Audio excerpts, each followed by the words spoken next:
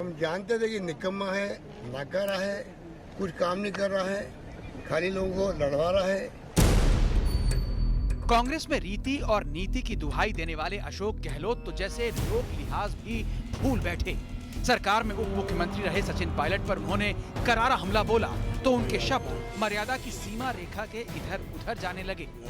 7 साल के अंदर एकमात्र राजस्थान हिंदुस्तान का राज्य होगा जब प्रदेश कांग्रेस कमेटी के अध्यक्ष को बदलने की मांग नहीं करी।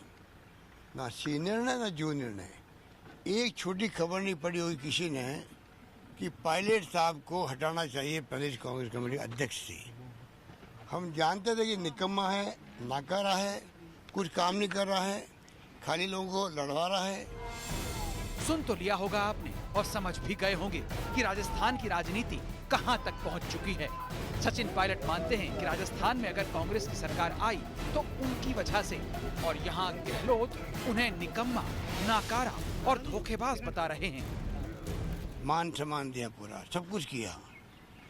वो व्यक्ति कांग्रेस की पीठ के अंदर छुरा भोंक के जाने के लिए तैयार हो जाए। ये जो खेल अभी हुआ है ये 10 मार्च को होता। अशोक गहलोत ने आज राज्यपाल कलराज मिश्र से मुलाकात की और उन्हें 102 विधायकों के समर्थन की सूची सौंपी। इसके बाद उन्होंने सचिन पायलट पर करारा हमला किया। सचिन पायलट पर बीजेपी के हाथों में खेलने का आरोप लगाते हुए गहलोत ने ये भी पूछ लिया कि आखिर हाईकोर्ट में केस लड़ने वाले वकीलों की मोटी फीस आ कहां से रही है। कौन है वकील? वो हरीश साल्वे जी, लंदन से। इनकी फीस कितनी होती है? एक पेशी की 50 लाख होती है, 40 लाख होती है। कौन वकील दूसरे? मुकुल रोहतगी साहब, अटॉर्नी जनरल ऑफ इंडिया और बीजेपी के खास चहेत थे, वो खड़े हैं यहाँ पे। उनकी फीस भी 50-40 लाख है। ये पैसा कहाँ से आ रहा है? क्या पायलट साहब ये से दे रहे पैसा? गहलोत ने कुछ दिन पहले कहा था कि सचिन पायलट की पार्टी में रगड़ाई नहीं हुई थी। आज उन्होंने फिर दोहराया कि पायलट को कम उम्र में बहुत कुछ मिल गया जिसके वो हकदार नहीं थे। 25 साल की उम्र में मेंबर पार्लियामेंट बने, 26 साल में केंद्रीय मंत्री बन जाए, 10-12 साल के गेम में आप सब कुछ बन गए। ऐसा बहुत कम होता है, लोगों को मिलता है।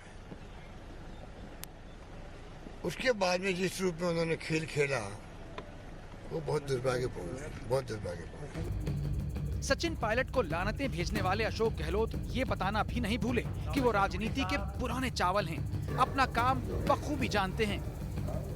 मैं यहाँ बैंगन बेचने नहीं आया हूँ, मैं यहाँ कोई सब्जी बेचने नहीं आया हूँ, मैं मुख्यमंत्री बनाया हूँ। तय कर लो तुम, कल तो अशोक गहलोत के घर खड़े थे, परसों तुम AICC में CP जोशी के कमरे के बाहर खड़े थे। मैं कैसे विश्वास तुम्हारे ऊपर करूँ? गहलोत ने सचिन पायलट पर बीजेपी के साथ मिलकर सरकार गिराने की साजिश रचने का आरोप लगाया। कटाक्ष भी किया कि सचिन बीजेपी में जाने का मन बना चुके थे, वो तो कांग्रेस के विधायक राजी नहीं हुए। किस रूप में उन्होंने पिछले 6 महीने से कॉन्फ्रेंसिंग करी थी, शुरू में पार्टी को करके भारतीय जनता पार्टी के सहयोग से या तो ज्वाइन करें या टॉपर करें सरकार को। थर्ड फ्रंट बना लेंगे। जब हमारे विधायकों ने कहा हम भारतीय जनता पार्टी में जाएंगे तो कहा गया कि आप हम थर्ड फ्रंट बनाते हैं। अशोक गहलोत ने सचिन पायलट पर करारा वार किया तो उनके गुट के विधायक गिरिराज सिंह मलिंगा ने आरोप लगाया कि पायलट ग्रुप ने उन्हें खरीदने की कोशिश की थी। तो सचिन जी से बात हुई, उन्होंने पैसे की वजह से बात जरूर की थी। कितना पैसा? मैंने सचिन पायलट ने आपको कहा था कि आप पैसा लीजिए, पैसा लीजिए। क्या 35 करोड़ की बात आई थी? 35 से ऊपर भी थी? 35 की आई, चिंता मत करो, 35 की रेट है। गहलोत के हमले के जवाब में सचिन पायलट ने अपना बयान जारी किया है। सचिन ने कहा, मैं ऐसे आधारहीन आरोपों से हैरान नहीं बल्कि दुखी हूँ। ऐसा इसलिए भी किया गया है क्योंकि कांग्रेस सदस्य और विधायक रहते हुए मैंने राज्य में पार्टी नेतृत्व को लेकर सवाल किए। अब मुझे बदनाम करने और मेरी साख पर हमला करने की कोशिश हो रही है। इसका मकसद मुख्य मुद्दे से भटकाना है। जिस भी विधायक ने मेरे खिलाफ ऐसे आरोप लगाए हैं मैं उनके खिलाफ सख्त से सख्त कानूनी कदम उठाऊंगा। सचिन पायलट अभी कांग्रेस में ही हैं और कांग्रेस का एक धड़ा नहीं चाहता कि वो पार्टी से बाहर जाएं। गहलोत भी सचिन पायलट पर अब तक इतने हमलावर नहीं हुए थे, तो फिर उन्हें ये बूस्टर डोज आखिर मिला कहां से, जो वो सचिन पायलट पर अपनी भड़ास सरेआम निकालने लगे हैं।